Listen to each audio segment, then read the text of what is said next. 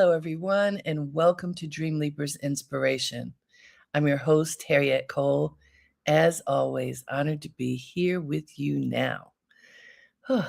Being in the now, what does that mean to you?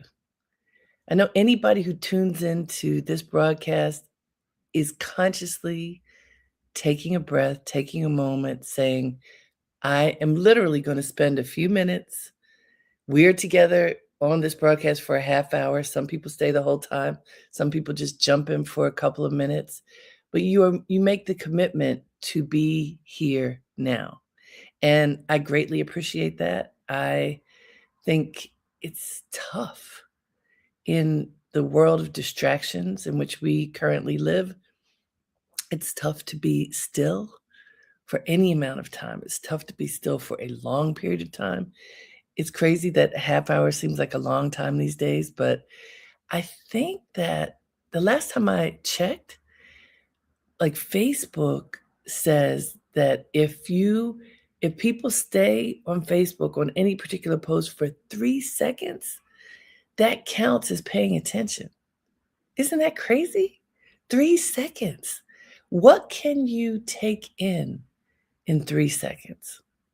Well, that's a good question, and there's lots. There are plenty of thoughts about what should you be taking in at all. What do you allow yourself to see? What do you allow yourself to hear, to feel, to notice, to smell? What do you allow yourself to engage? Even 1 second of something that you don't think is worth it may be too long. But Facebook says after 3 seconds, that's called engagement because we don't usually spend that much time looking at things. Think about that. How quickly are we moving from one bit of information to the next? And how often are you dividing your time between this and that, among lots of things? We often work with computer screens and have more than one open at a time. And then, if you're guilty of this, which I certainly am, having so many tabs open that it can be hard to figure out, where am I? How can I get back to where I want to be? Because I have so many tabs open, I can't find my way. Is that you? Does that happen to you sometimes?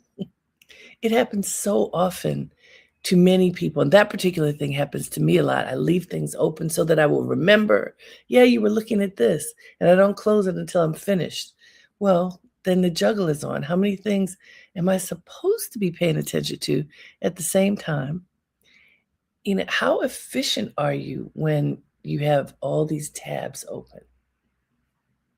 The people who are particularly efficient typically handle one thing at a time. Boom, I did that. Now I've moved on to another, moved on to another, moved on to another. And those things are finished, they're closed out. That type of efficiency is brilliant and not the easiest thing to manage for many of us. Some people are really good at it, and I learn from them. What many of us do is to live in the swirl of distraction. Many of us are lighting upon this and that and that and this so frequently that we can get lost. Well, where am I now? Where am I now? And how does it count now? So I thought this would be worth us paying attention to. What does it mean to be fully present? What does it mean to just show up and be here now? To not be on the phone texting when you're sitting in front of other people. To not be thinking about something else when you're in the middle of a conversation.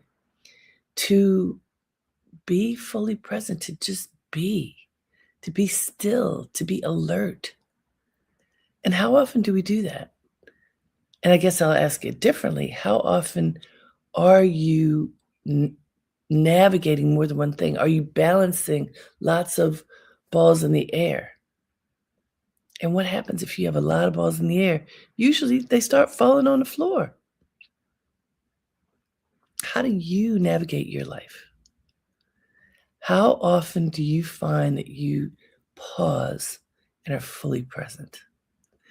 So, this idea came up for me this past weekend. Last Friday. I went to a beautiful homegoing service for the daughter of my professional mentor, Susan Taylor.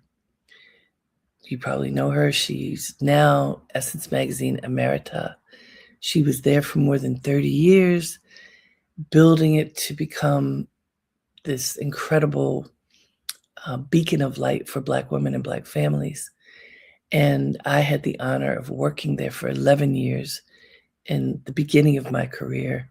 And really, what people say now is that they're tailor-made by Susan Taylor. Learning how to honor our culture, how to have the deepest of respect for the people who came before us, the people who are around us, to truly acknowledge the power and beauty and potential of our community. And this incredible woman lost her daughter, something nobody wants to experience. And many of us who had worked with Susan came to the service, which also many people missed because it was not advertised at all. It was a private service. And being present there, listening to the stories, looking around and seeing all of the people who brought their love and support to Susan and Shauna's family at this time of need was really powerful. And then afterward, a group of us who had worked together many moons ago broke bread together. And we talked about our memories and talked about our lives and the fleeting nature of life and all the different ups and downs that we have been going through over time. Hi, Kimberly from Detroit. And we acknowledged how precious it was to be able to be in each other's company. Many of you know this Dreamleapers broadcast I started during the pandemic when we couldn't be with each other. And this was a way using technology to be together. I was also reminded that Dreamleapers, the whole Dreamleapers brand and educational platform, I started 10 years ago in 2016, 10 years of helping people to leap into their greatness, to push past whatever the boundaries are, the obstacles that may challenge us, that may hold us back, and to make the effort to leap through, leap past, leap into whatever our greatness looks like. That includes being in the moment. Like, it's not possible to do that unless you are fully present. Like, where am I? What am I doing? What am I thinking? What am I feeling? How am I living? One of my friends told me that she's been battling cancer for the past 4 years. And she's had to rethink everything. And this, by the way, is a very healthy person.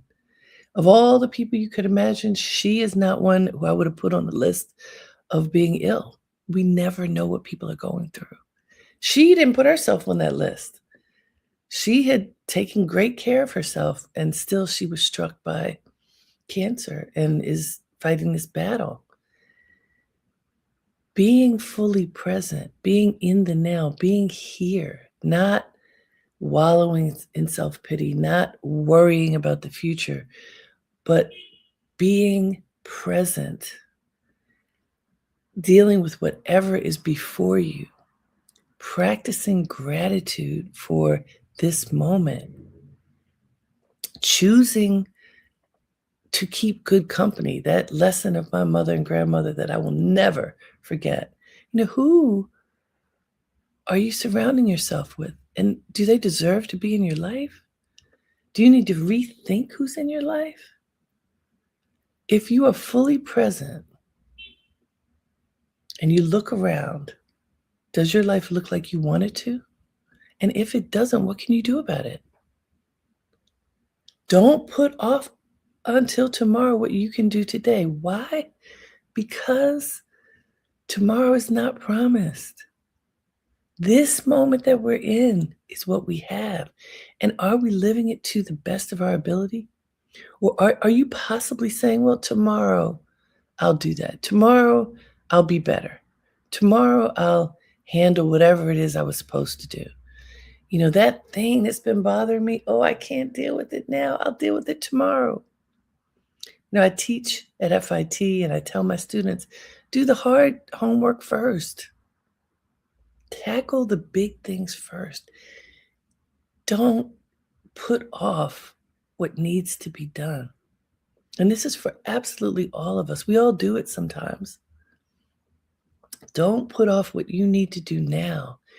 Be fully present. And when you really are just being in the moment, breathing in the moment, feeling what it feels like to be here, no matter whether it's pleasant or unpleasant, not hiding from yourself in the moment, not hiding from your responsibilities, from your state of mind, dealing with it, looking in the mirror and saying, okay, here I am. What's the lesson for me now? What do I need to learn to grow? What do I need to learn to survive? What do I need to learn to thrive? What is it?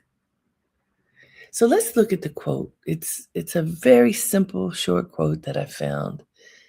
And it's just reiterating what I just finished saying, but it says, wherever you are, be all there.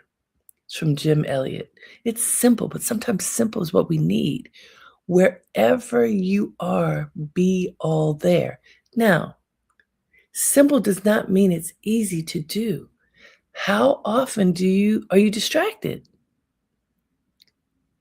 Going back to class the other day, I call on students to read or to do different things, and I was looking around. And as I'm looking around, I see some people paying attention, some people not. So I called on one of the ones who wasn't paying attention. Oh, could you repeat that, professor? I did.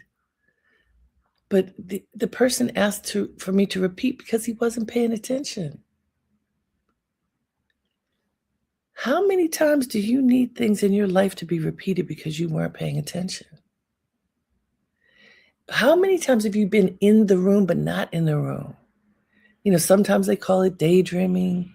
Sometimes it's worrying. Sometimes it's fatigue. I can't tell you how many of my students say, oh, I mean to pay attention, but I'm tired. Hey, I'm tired.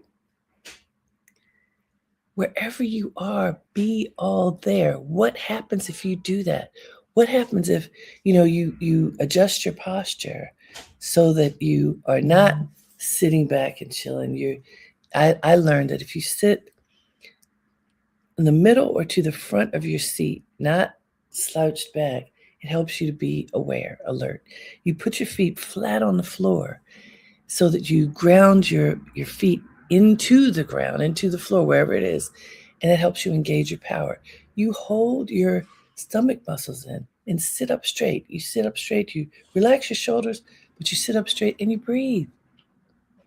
And as you do that, you are able to be present.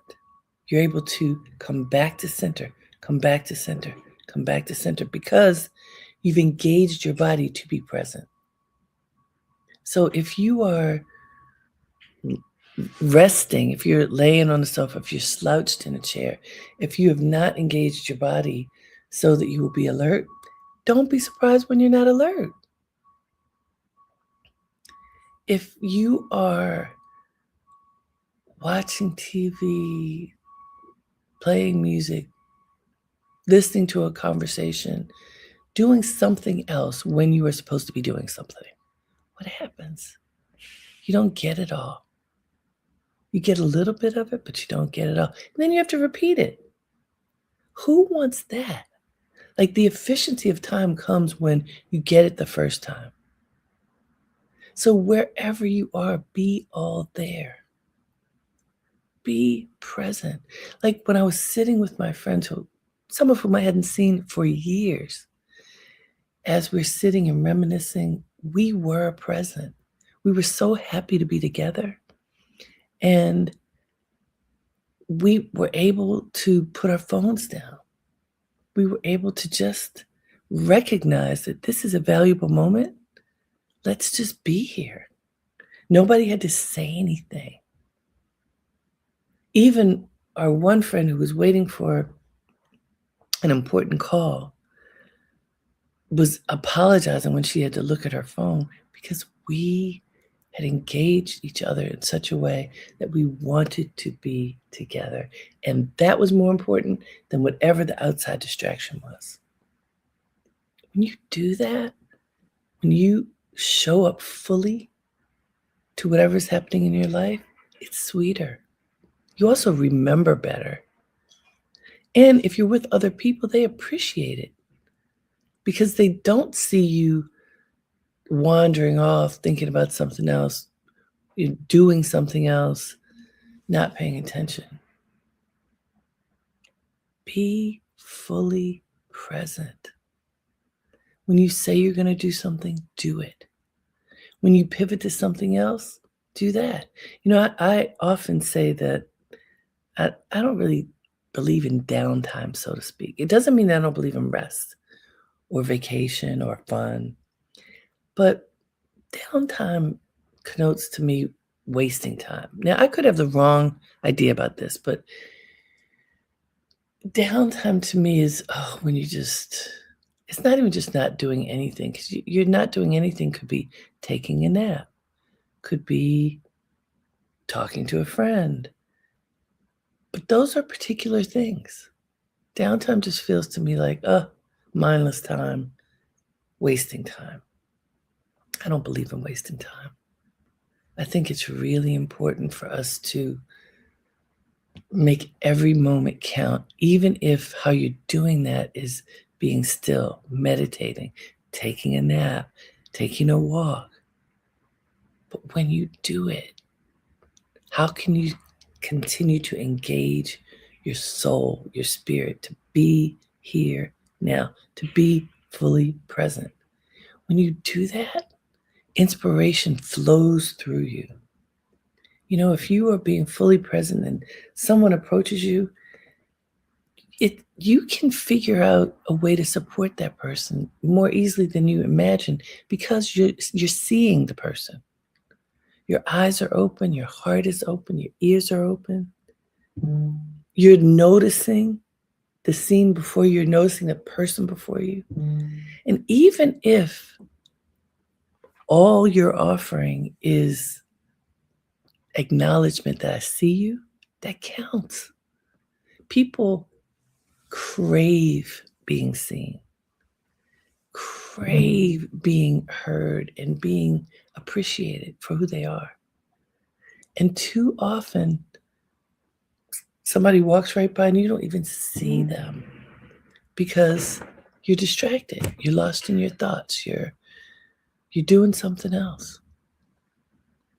But if you're fully present and you're surveying your landscape, what's going on in my world right now? Then what happens?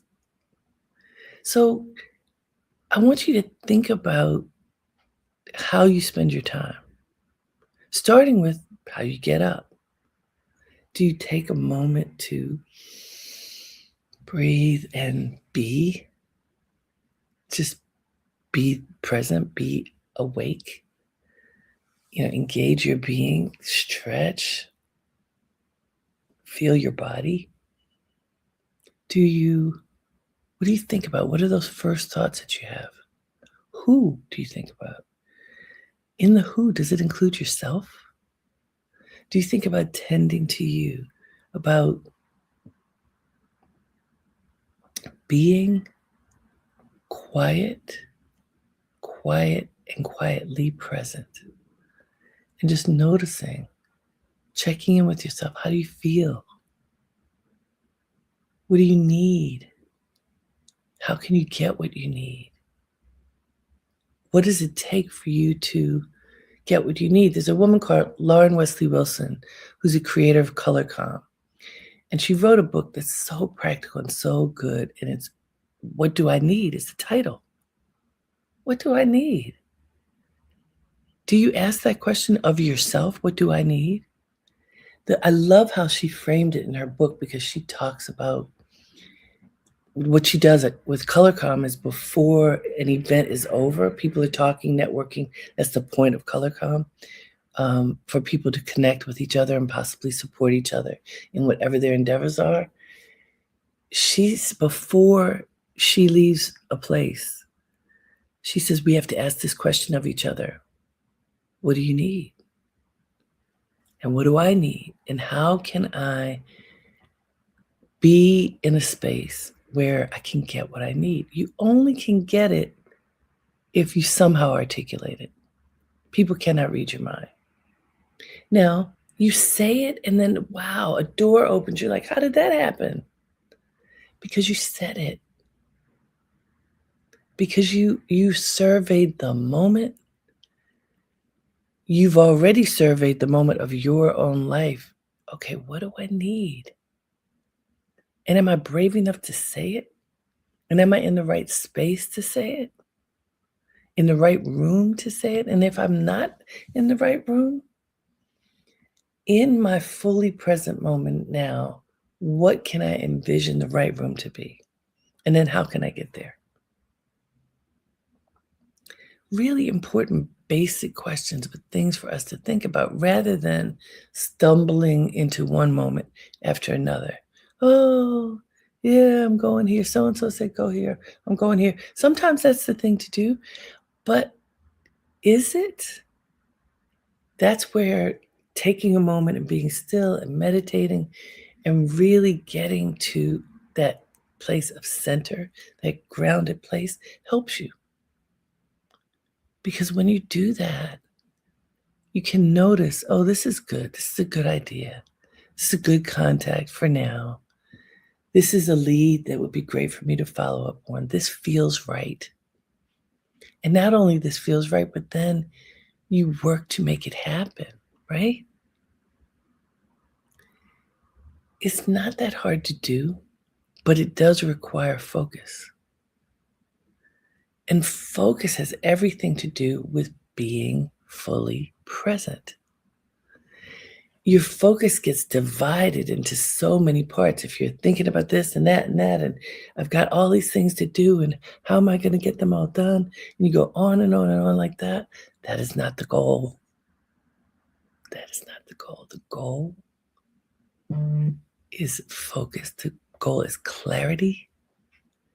The goal includes having a plan. What do you want for yourself? Have you thought about that? What do you want for yourself now? What do you want for yourself long term? And what can you do to get it? And this simple quote from Jim Elliot, wherever you are, be all there. Wherever you are. And by the way, if you find yourself in a place, you're being there, and then you're like, wait a minute, I don't want to be here. Then remove yourself from that place, right? You don't have to be. Okay, there's EJ Benson saying, hey, glad to have you here. You know,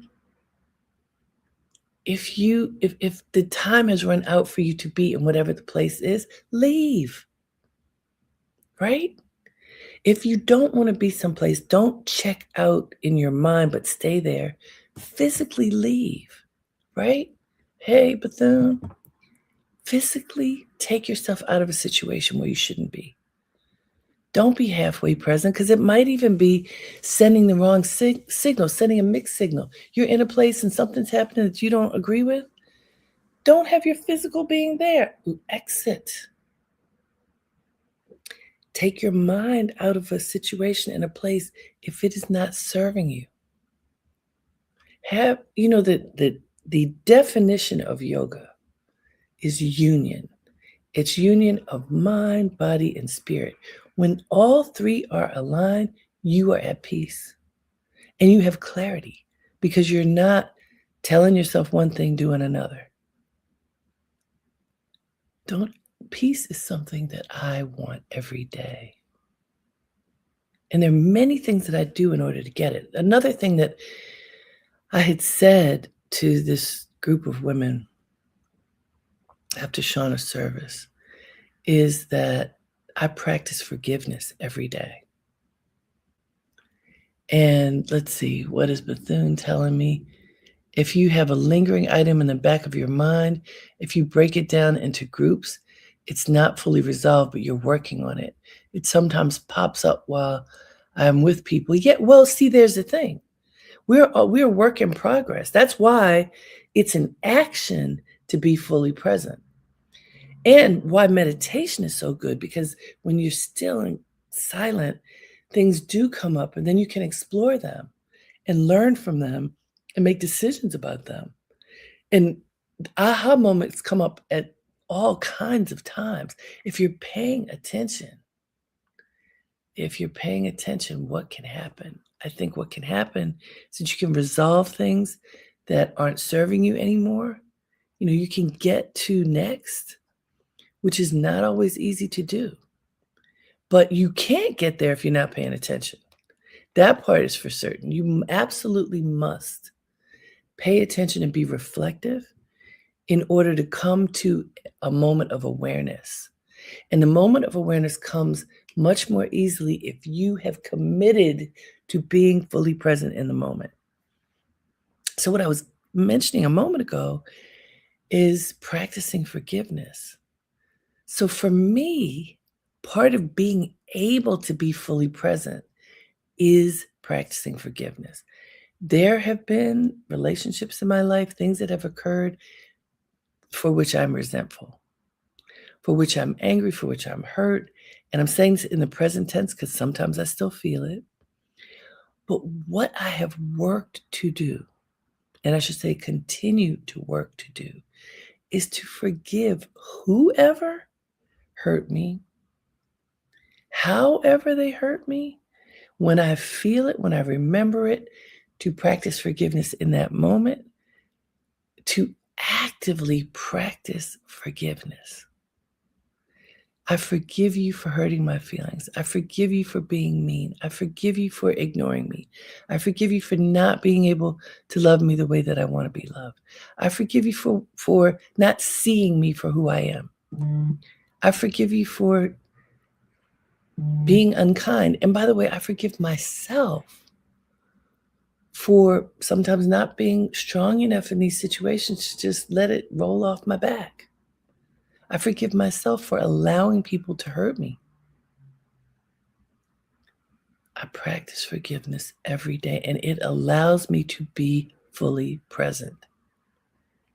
Because when you are holding on to resentments and anger and fear, you are not present.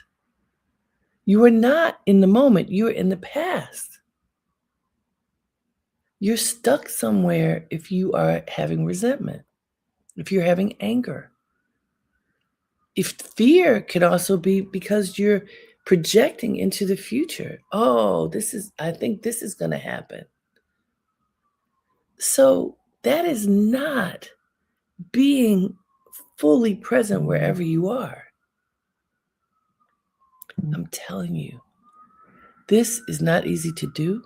And it is so gratifying when you feel the freedom that comes with being in the present moment.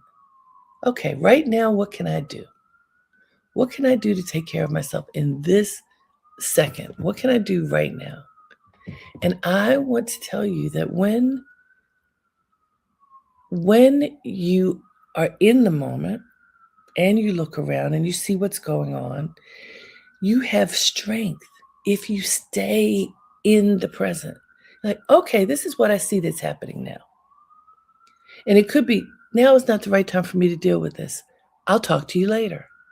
If your mind is taking you somewhere and it's not the right time, you can tell your mind, not now. Right? What is before me now is what I need to be dealing with. I don't need to have you, this person, this experience, this situation in my head right now. I'm tabling it. Now you have to go back to it, put it in a moment, but you cannot deal with everything at the same time. So don't try to. Deal with what is before you to the best of your ability. Deal with it as evenly as you can, not judging yourself or others. And then moving in the present moment to the next present moment.